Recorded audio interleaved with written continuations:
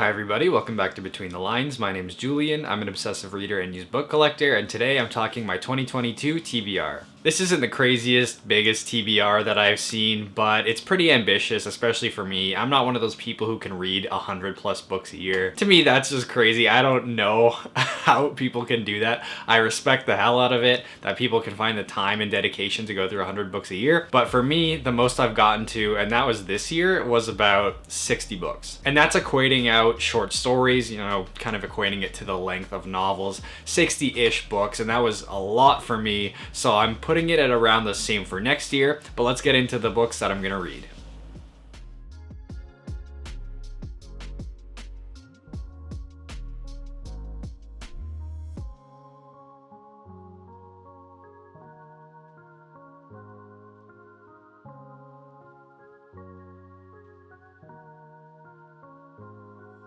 It actually might be a bit difficult, I think, next year to read the same amount of books that I read this year, that being kind of my goal. And I think that's going to be the case because a lot of the books on this list are a lot bigger than the books I read this year. There are a lot of shorter reads, especially considering I read so much of the Dresden Files this year. So I may end up reading the same amount of words, I guess, but not the same amount of books. And that irritates me just a little bit. But we're here for the stories and not necessarily for the numbers. So in the end, as long as I read sort of the same amount I read this year, I'll be happy. So this list is pretty big. There's a lot here that I'm expecting that I probably won't get to and will have to go into 2023, but I wanted to put them here anyway so I could have some flexibility in what I read next year. I don't necessarily want to set out every single book I'm going to read. I like to kind of choose and mood read a little bit as well as have sort of a plan. So there's a mix of that here and definitely more on this list than I expect to even get to. So here's everything I'd like to read ideally in 2022. So first, let's start off with some series. Over the past couple of years, I've gotten back into fantasy and I'm diving deep into some of the more well-known series within that genre and some science fiction too, but more so on the fantasy side for these bigger series. And to start it all off, we have The Wheel of Time. So this is a series that I've already begun. I've read the first book and I'm currently about halfway through book 2, The Great Hunt. And I kind of expect to go through maybe one a month. Hopefully next year is my goal, or one every month and a half.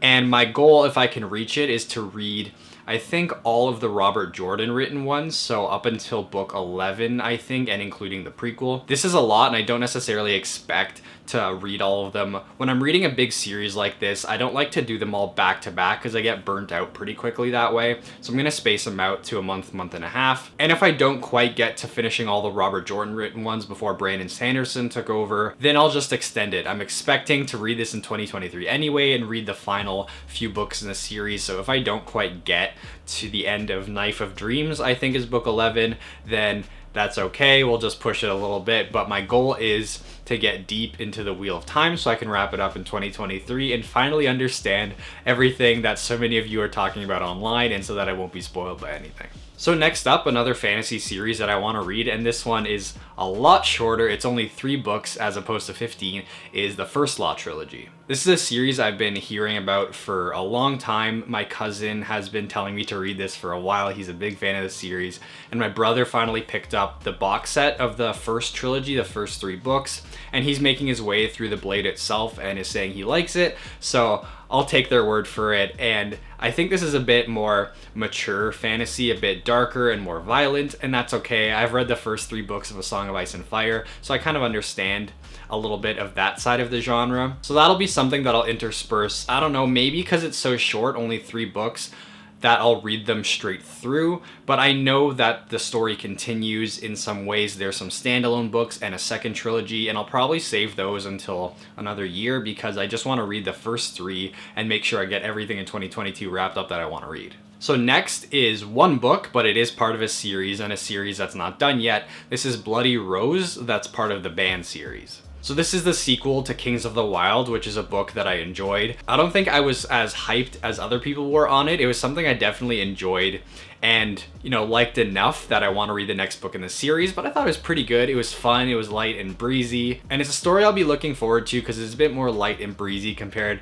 maybe to the Wheel of Time, which is, you know, world-ending dire consequences all the time. So I think that getting into something that's still fantasy, but a bit of a tone shift will be a nice palate cleanser in between Wheel of Time books. So the next series on my list isn't fantasy, it's actually science fiction, and that one is Red Rising. This is another one where I know that there's further books in the series, but I plan to just read the original trilogy, see if I like it, and then maybe continue it from there if I find it's something that I'm into. This is another one that comes highly recommended from the same pair of my cousin and my brother, and sounds really interesting. And now that I'm making more of a push to get into science fiction, I really want to read this, and it's another one that my brother already has on his bookshelf, so it's ready to go whenever I want it. I was initially hesitant to read this series because it sounded a little too YA for me.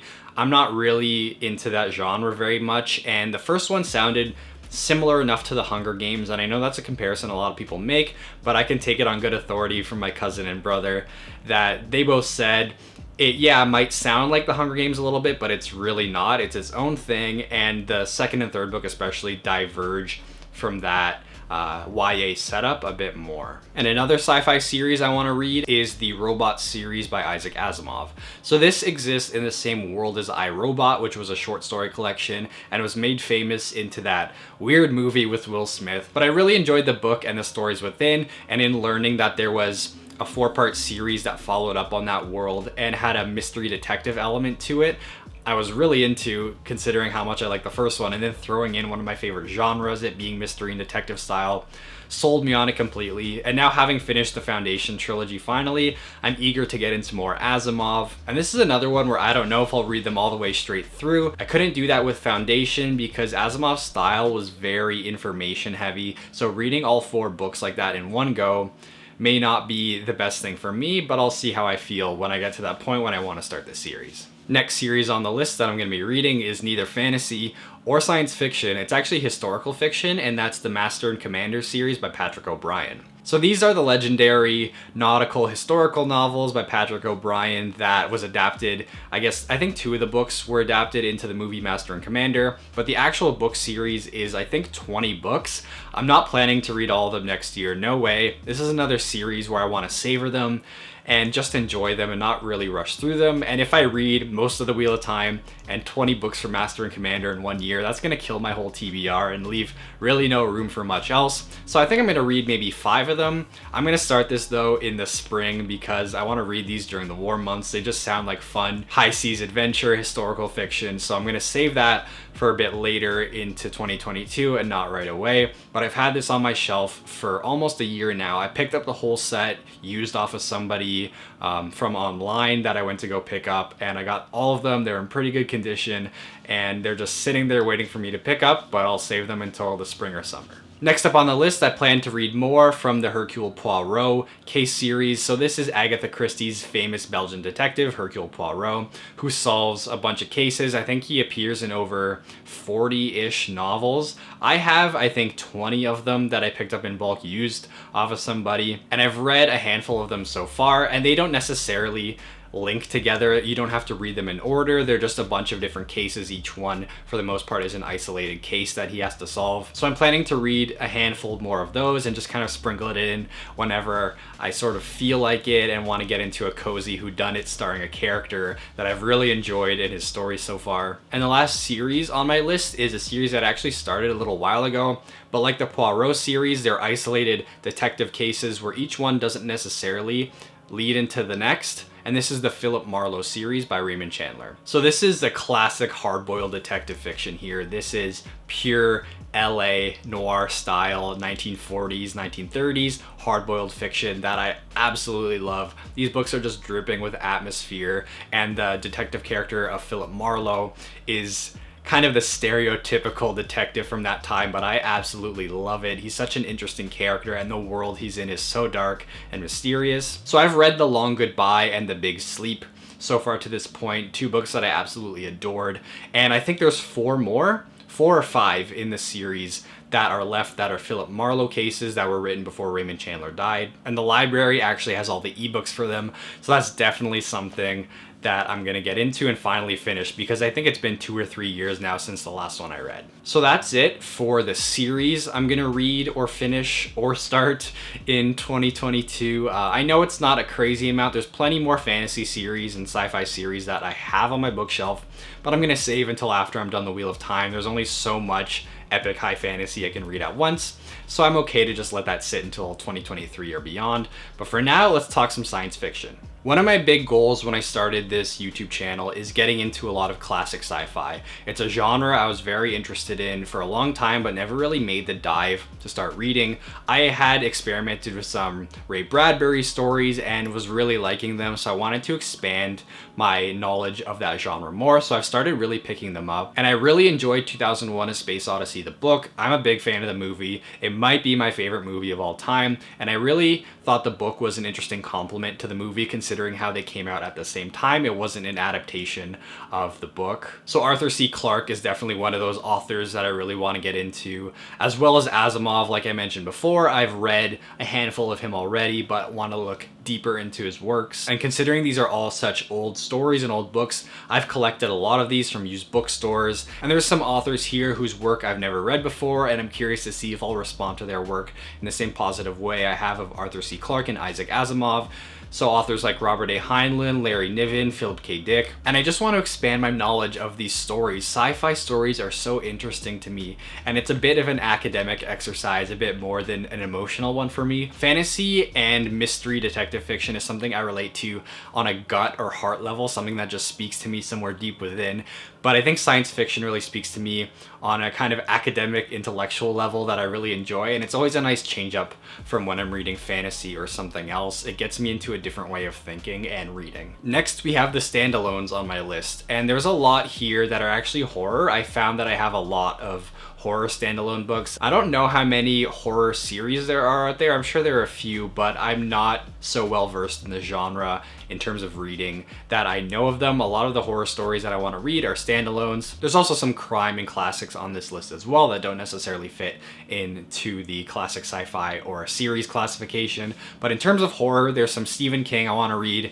I've been missing Stephen King since I finished The Dark Tower. I've only read a couple short stories of his since finishing that giant series, so I'm eager to get back into his works. And I think in 2022 I'm gonna read Misery, possibly Insomnia, which has a lot of relations to The Dark Tower, From a Buick 8, which I don't know much about, but I found at a used bookstore, so I have it on my shelf and want to check out, and The Eyes of the Dragon. I got a beautiful used copy of that I'm eager to get into, and I know there's also some minor connections in there to The Dark Tower, so maybe it's me not necessarily wanting to read more King, but wanting to read more Dark Tower stuff. Some other horror we have on this list are The Exorcist. I'm a massive fan of The Exorcist movie. I think it's one of the greatest horror films ever made, and I bought the book, and I'm curious to see what differences there are since I'm so well versed in the movie and can really see the comparisons between the two. There's also The Ruins by Scott Smith, which I've heard is pretty scary and is a bit of a chunky book for a horror story, but I'm eager to get into that as well. And considering it takes place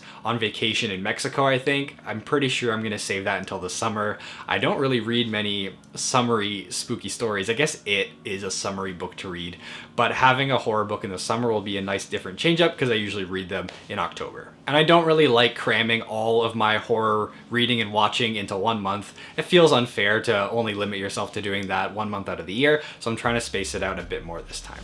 In terms of the crime standalones I have, one of the authors I want to get into whose works I've never read is Elmore Leonard. He has so many books, and the library has a lot of the ebooks of those, so I'm not sure where to start with his stuff. I've seen a couple of the movie adaptations of his books, but never actually read any of his work. So if you have any recommendations on where to start with Elmore Leonard, please let me know because I'm very eager to get into his stuff. I also want to read The Black Dahlia, which is part of James Ellroy's LA Quartet, which includes LA Confidential, which was one of the best crime stories I've ever read in my life. That book was something else, and that's another one where I came to having seen the movie first, but absolutely love both, even though they're a bit different in some ways, but it's faithful enough of an adaptation. It was such a rich, detailed story, and the fact that it wasn't written in that time period when it takes place in the early 1950s, to see the kind of noir detective tropes from a different time period. But The Black Dahlia was a famous historical event in Los Angeles that most people know about. And like LA Confidential, this takes a fictionalized version of trying to solve what happened there. In LA Confidential, I believe it was the Night Owl massacre that the whole plot centered around, and in this was the murder of this woman. And the last standalone that I really want to read next year, there's plenty still that I'll jump to if I feel like just reading something different and not necessarily commit to everything that's on this list, but I really want to read Wuthering Heights. This is a classic that has slipped by me and I feel like I should read at some point. I'm pretty sure my mom has read it and has told me to read it plenty of times, and I've had the book sitting on my shelf for a couple of years, but recently I've had the Kate Bush Wuthering Heights song stuck in my head, so I feel like it's time for me to finally just take the dive and read the book and see why it's a classic and try to understand its importance and value. And that's kind of the only classic I've committed to reading next year. I may want to read another Dostoevsky, but I really should make myself read more classics. I want to be a well-rounded reader and not necessarily just kind of stuck to one or two genres. So having more classics might round me out a bit more, but as it is right now, there's not many of them on my 2022 list. And lastly, we have short story collections. So these are ones that I won't necessarily read all the way through. Typically with short stories, I like to just read one at a time if I find something that I think will be interesting, and then I'll put the book down, go back to a novel, or maybe I'll read a couple at a time, but I never typically read short stories all the way through. I like to digest each story as I read them and not necessarily fly through them and immediately begin the next one as soon as I'm done the one before. And like most of the short stories I've read in the past, this is mainly sci-fi and horror. Those seem to be the ones that I connect with most in terms of short stories, and I think really lend themselves well to the short story format. So some of that is the classic sci-fi I was talking about. Some of those authors, I have short story collections of them. One of them that I haven't mentioned is Burning Chrome by William Gibson, who's the author of Neuromancer. And Burning Chrome, I believe, takes place in the same world as Neuromancer. So to read a cyberpunk short story collection is something that sounds really cool and that I'll want to read pretty soon because that just sounds amazing to me. And I don't have book 2 yet. I haven't found a used version. So until then, I'll have to satisfy my eagerness to get into this world by reading the short story collection. And this fall, I finally finished H.P. Lovecraft's collected works, and I really like weird fiction as a genre and want to expand my knowledge of it and keep reading more of the modern stuff because I haven't read much outside of H.P. Lovecraft in that genre. So I want to read one of 2 books. I haven't decided which one that I'll actually commit to. I don't have either of these, so I'll have to decide to buy them when the time comes. And that's Songs of a Dead Dreamer and Grimscribe by Thomas Ligotti, which is weird fiction, and he's supposed to be a good follow-up to Lovecraft and with some really weird, interesting stuff in there, or The Beautiful Thing That Awaits Us All by Laird Barron. Another weird fiction short story collection that sounds really intriguing, but I think I'll have to just look into these books a bit more and do more research before I decide which one to jump into. And in terms of some more horror short fiction I really want to read, I have some indie books. And these indie books, I've actually bought a couple of them. As of yesterday, I bought myself a Christmas present of some indie books off of Amazon. And these are ones that have come up in the booktube community specifically that I've heard from a few other booktubers. And more so, I've learned of all these from Steve Talks Books and stuff. He's so well versed in indie and self-published books, and I knew absolutely nothing about them getting into YouTube. So thank you, Steve, for kind of educating me about all these great authors. And a couple of the books I've bought so far are Myths and Megaliths by Catherine McCarthy and Nocturne by H.B. Diaz, 2 horror short story collections that I've heard so many great things about and I'm very eager to get into. And I'm also planning to buy Sinister Mix by Brian Boyer. I've heard that one is awesome and crazy and it's on my wish list. I'm just waiting until after the holidays to buy that one for myself, but I'll definitely be talking about these on the channel to, you know, make more people hopefully aware of these great authors and to give back to these people who are doing so much work to get their stories out there. So that's it for my 2022 TBR. There was plenty on here and lots to talk about. This is way longer than how my usual videos go. And there was a couple things that didn't quite make the cut. My TBR before getting into this video was a bit longer. I was also planning on finally finishing the Dune series, which I've read the first book, but after watching the movie made me want to continue and finish them, and I have 4 out of the 6 books that I've collected. But it didn't quite make the cut. That was just too much for me. I think I'll save that to the year after, or maybe the year when the second part of the Dune movie's coming out. I'll read them leading up to that. But I think this list is pretty solid. It'll definitely change by the time I get to actually reading some of these, but I think it's okay, and I'm expecting definitely not to get to all of them. Let me know if you think this list is too ambitious, or if you think it's pretty realistic. I know there's plenty of you out there who read way more or less than this. This is what works for me, so I'm gonna aim to do this, but if I don't quite make it, that's okay. You know, there's plenty of years in the future, hopefully, that I can continue reading. Also, let me know if you're starting any series in 2022 or you're reading any of the same books that I've listed on here, and let me know what your thoughts are and if you're eager to get to them, or if you've read some of these books, let me know what you thought. Before I go, remember to do all the YouTube stuff like liking and subscribing. It really helps out when you guys do that, and thank you to all the new subscribers who have come to the channel. And as always, thank you for watching. Please remember to support your local library, and I'll see you next time.